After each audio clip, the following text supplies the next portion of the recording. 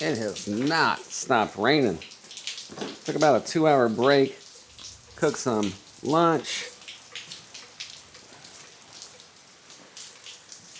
and it is still raining. All right, guys, second build. Let's build out the big boy. I'll go over the parts with you real quick. For this build, we are using Benjamin, we're using Angler Fishing Mate, and then the rest of the parts came from Brian Curlett with Surf Fishing Solutions. So using 3 different companies with this build. There hasn't been a need for a Deerfield part yet, but I could run into it. First thing we have to do is get the lift kit on. You let any of these builders know, Surf Fishing Solutions or Deerfield, even Benjamin, I believe. When you're purchasing a lift kit, you let them know what frame you have, and they can build out the lift kit to fit that frame. I'm just going to eyeball this guy. And then Brian from Surf Fishing Solution already has the holes pre-drilled for me to attach this guy. That looks good to me.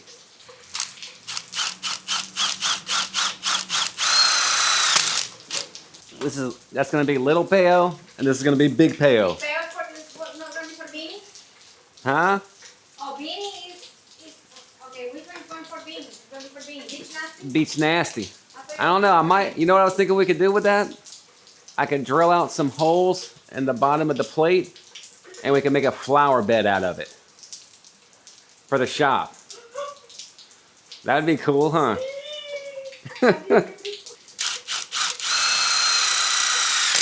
Oh, Ed came by again the other day, and he said again, don't worry about having to move. What is about the place, the porch? Oh, he's happy with us. He's happy with us, but he said that once they build that restaurant bar there, it's going to be on stilts, and he needs businesses underneath it. Yep, so we don't have... How much is going to be that rent? Who knows? I'm going to try to get grandfathered in. 1 million.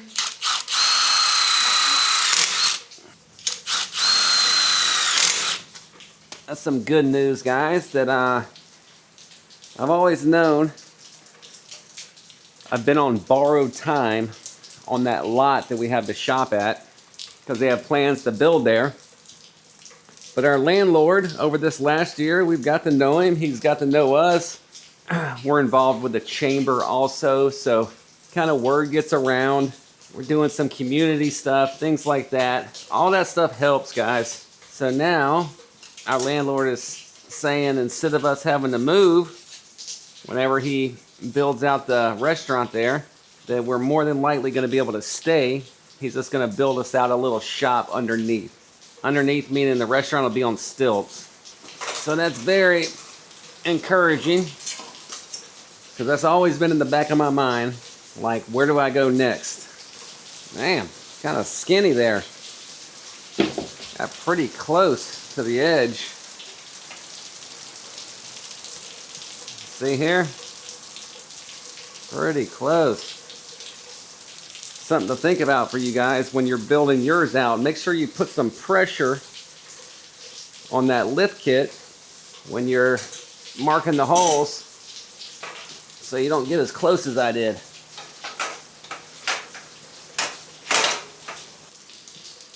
Alright, so our lift kit is on.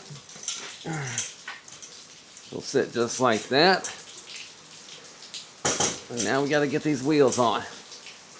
Again, Brian Curlett, Surf Fishing Solution, already has the holes pre-drilled. Makes things very simple. Where's my towel? Here's our little axle accessories that come with the Benjamin beach wheels. There's the little plates that you put on. I don't know what they're called. It's driving me crazy.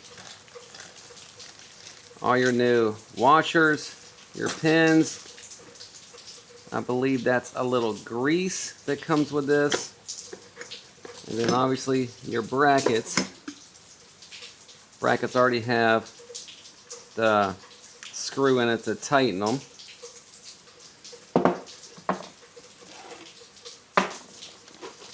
This is a really good design that Benjamin does. Very impressed by this design. He's just not using the big U-bolts to attach everything. That's gonna eventually bend your axle. Okay, those bracket bushings is what they're called. They were a lot easier on the new one. All right, this guy is 8 3/4. This guy is punching at 11. So when you're installing these guys, it's important to loosen this part right there, because that's going to help you get those bracket bushings in. And I use the axle, wrap him around the axle, kind of work it in just by twisting. You're working with a little thin piece of metal or aluminum, I'm not sure what it is, but it'll poke and cut you if you're not careful. This one's pretty tight right here. I don't have much of a gap. I got some gap down low. Try to work it in that way. Okay. So, yeah, you can see how this one here is tight because it's tearing up the sticker every time I stick it through. So I'm going to try to wrap this guy in here first and then push it through. I don't know if this is going to work or not. I got that bolt completely loose. Okay. Did I pop it out? Oh, I think I popped it back out. Yeah, all right. But I think we can work this. I think we can work with this. Just got to kind of hold it. Work it back and forth. We're going to try the same thing on the other side. I'm going to go ahead and mold it around the axle to get the shape. This is going to keep your axle from slipping, guys. That's the purpose of this. You can't skip this part. It's kind of a pain in the butt, but you got to work with it and get it in there as best you can, because again, that's going to keep your axle from slipping, because it got real tight all of a sudden because I'm trying to work it through with that bushing.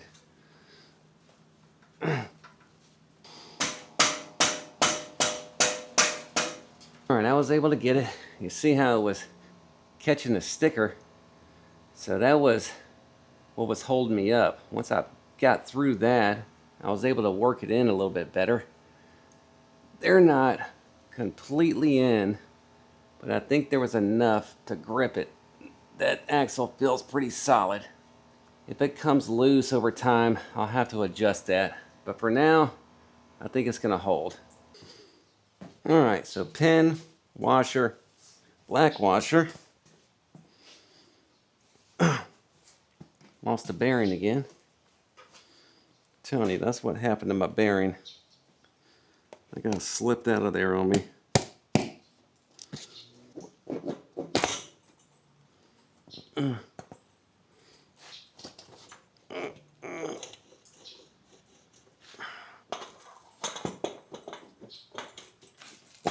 These guys need air.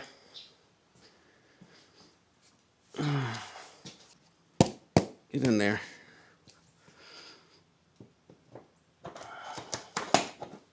don't know if I can put the black washer. I don't think I can put the black washer on there. Got the new and improved plates here, guys. It's like a lot thicker. Get him on now.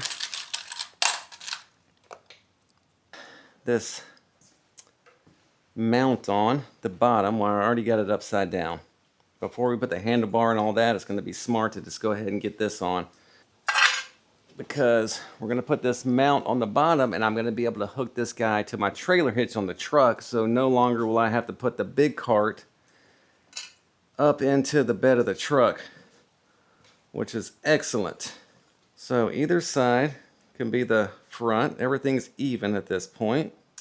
And then again, Curlette Surfactant Solution has me holes already drilled out. I just got to figure out how this thing even works.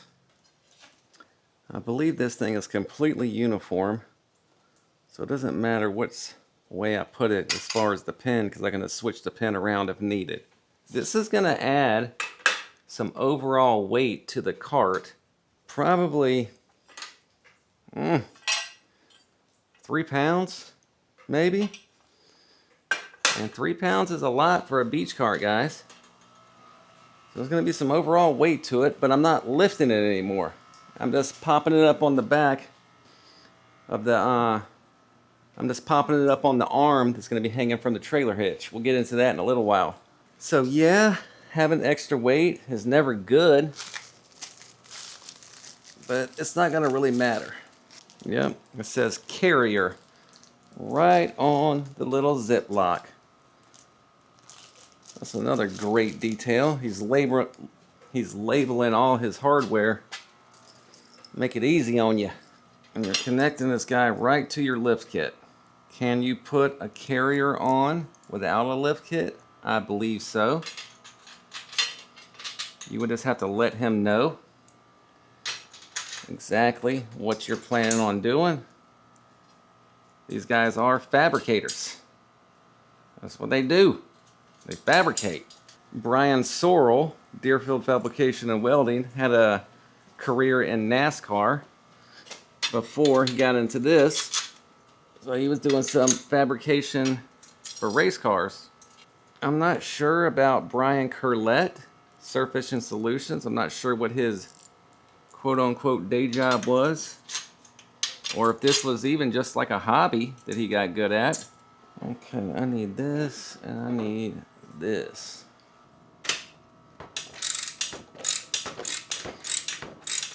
Ugh.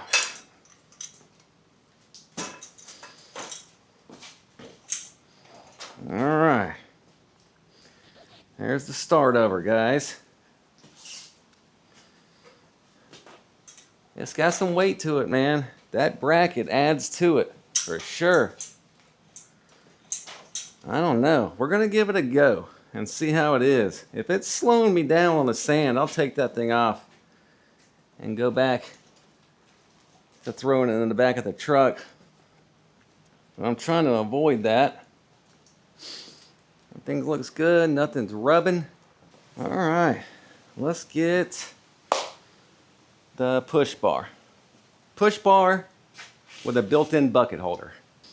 So our brackets for the push handle, they are not pre-drilled. This is the first thing I've ran into that's not pre-drilled. I don't know if he did that on purpose, or if he does that on purpose, or maybe he just forgot to do it. I don't know, but we're gonna have to figure that out.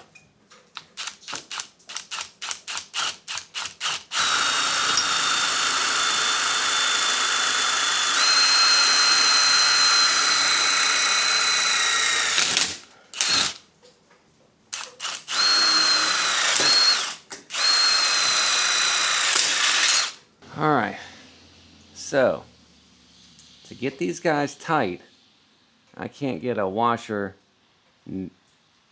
or a nut on. So what I'm gonna have to do is I'm gonna have to come out enough space to be able to get the washer and nut on, and then I'm just gonna have to bend them bars out to get them to slide in. It's gonna be a tight fit, but I think it's gonna loosen up over time. So instead of drilling another hole next to those two holes, we're just gonna leave it, and we're gonna flip this cart around, and we're gonna make the other side the handlebar, and we're gonna try it again.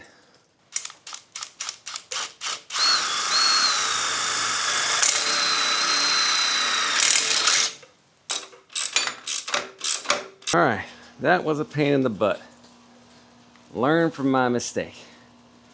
When you're putting these holes in, think about the nut, because I had that guy super close. I was finally able to tighten it down. I had to hold it with some pliers, ratchet it from the other side, and I couldn't get a washer in like I did up top, right? So just come over a centimeter. That's all I needed, and that would have made that a lot easier. All right. Good thing about watching these videos, guys. You learn what not to do. All right, let's see if we can squeeze this bar in. Oh man, my back hurts.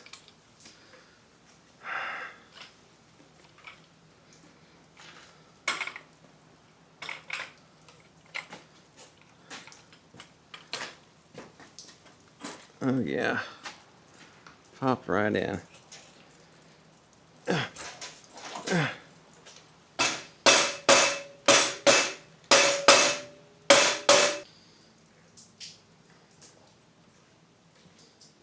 We're gonna take a couple of these little self-tappers here and make some little pre-drills, and we're gonna pin it down in there. All right, Mike, let's get the floor in. I picked up the floor from Angler Fishing Mate also. It was the cheapest option, so it was throwing me off.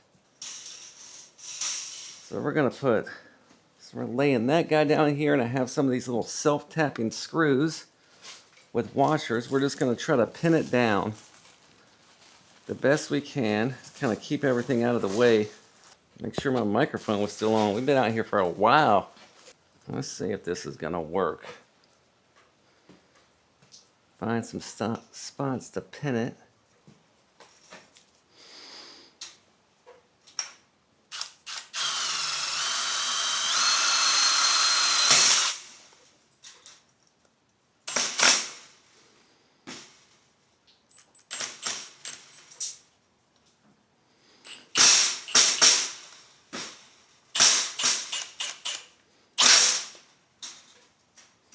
You might know a better way to do this, guys, to kind of pin this down.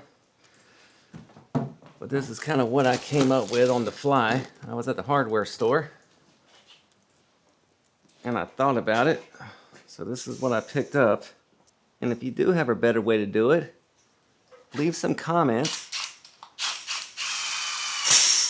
so the other people watching this video can chime in and maybe get a better idea.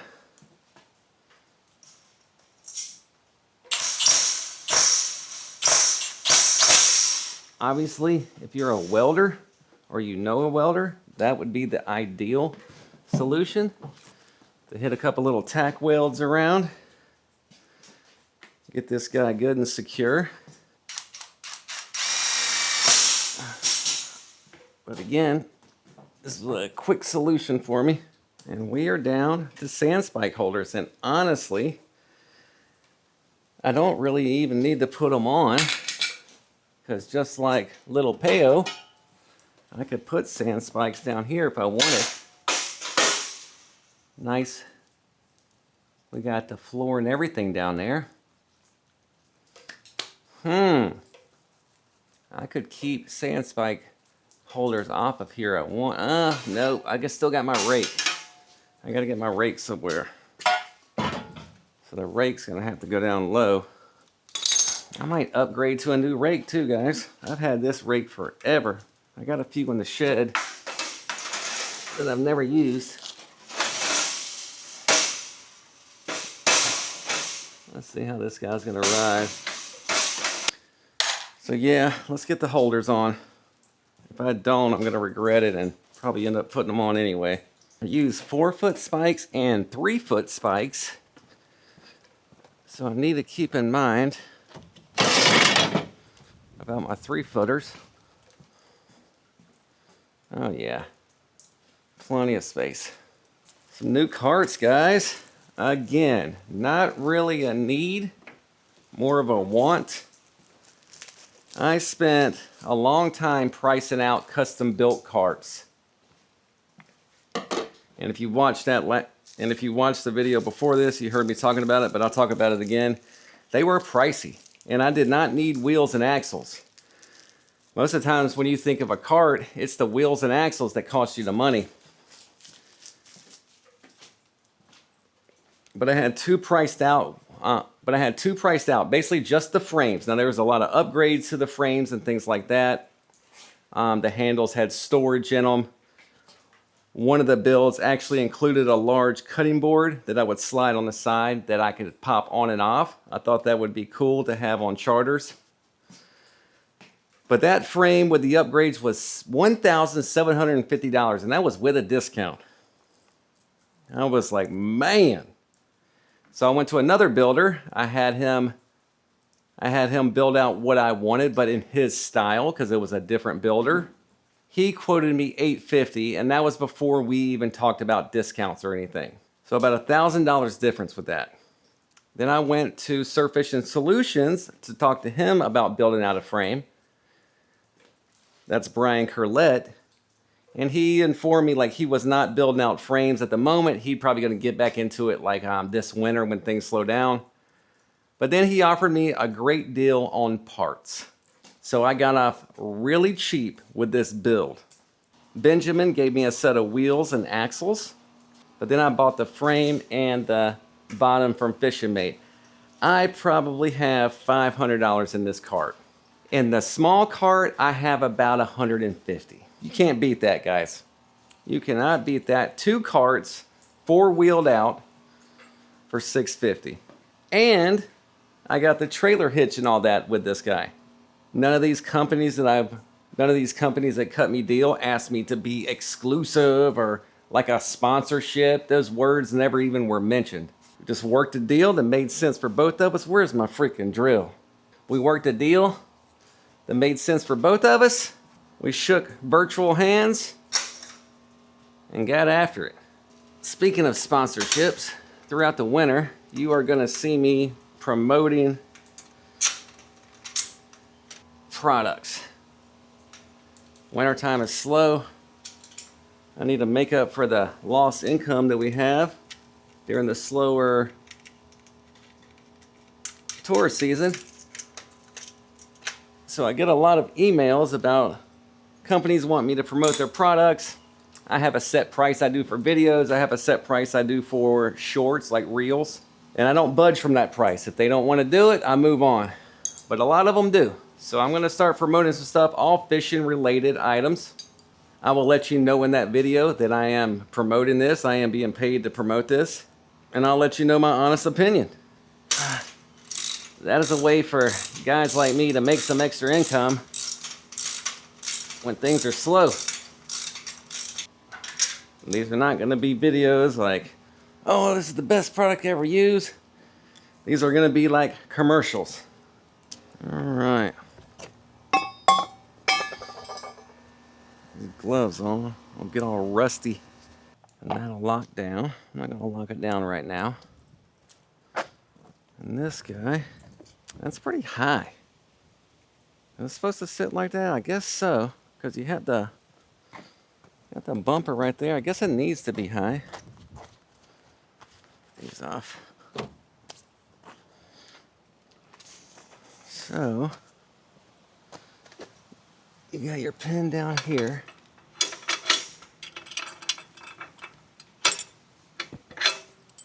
This would be a great time to turn these around when you're traveling.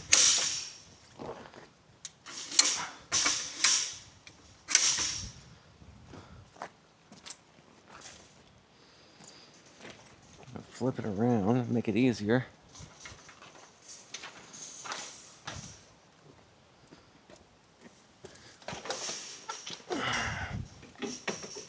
Slide it right in there.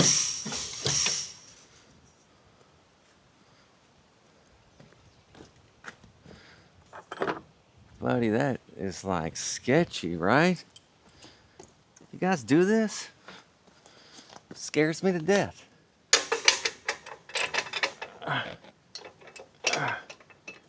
Get that pin through. All right.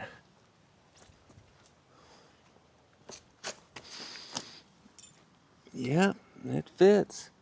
Then you pop that pin in. That's it. Whew, buddy. That scares me to death.